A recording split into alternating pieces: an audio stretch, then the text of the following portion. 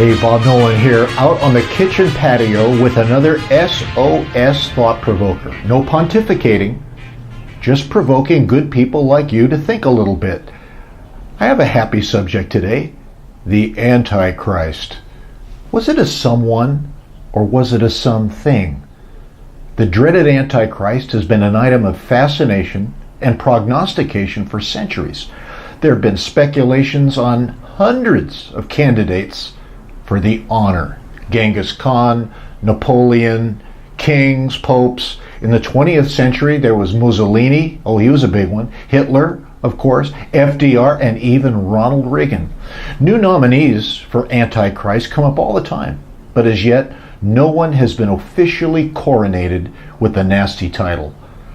One thing I guarantee, it's not me. But everyone else is a suspect. Of course, the usual suspects are political or religious leaders that people don't like. Those are the ones that usually get nominated for Antichrist.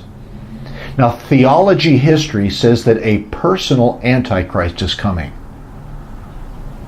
I'm not so sure. First, let's get a little debris cleared out of the way.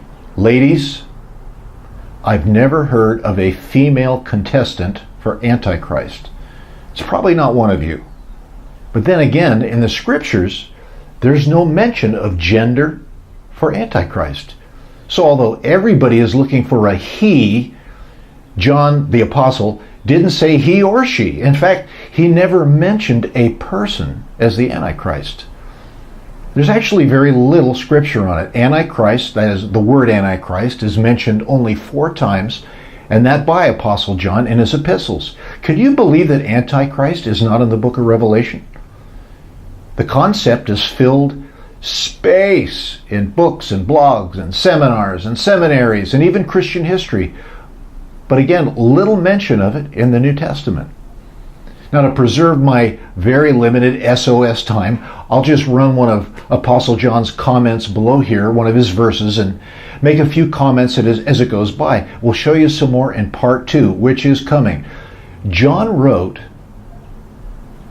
or what John wrote, was already showing up in his day.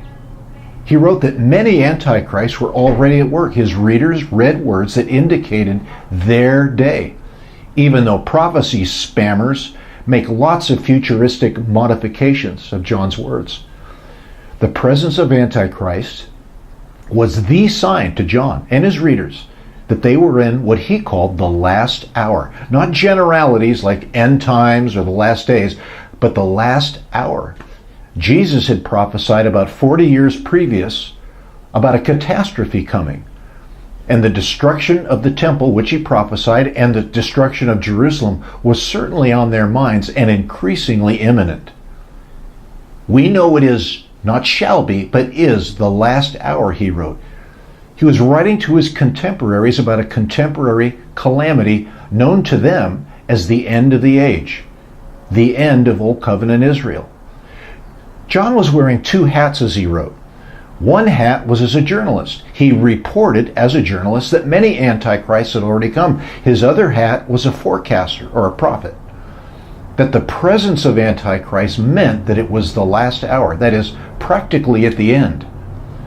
John writes that Antichrist was already at that time in the world. He made no prediction about something or someone centuries or thousands of years into the future. Prophecy prognosticators have been selling a lot of spam about this. Are these thoughts enough to provoke your thoughts and even investigate a little? Enough to reconsider all the speculations and prognostications of some Antichrist coming from Iran or Rome or the White House? There's no indication that John was writing about anything or to anyone except his contemporaries. Dictators or religious elites have been identified as Antichrist for centuries, but none of the predictions have turned out right. Why? Because although there are plenty of enemies of Christ in every generation, the Antichrist taught by John had nothing to do with today, except to know that spiritual spam then is no different than spiritual spam now. I'm Bob Nolan with Thought Provokers. Stay tuned for part 2. It's coming right up.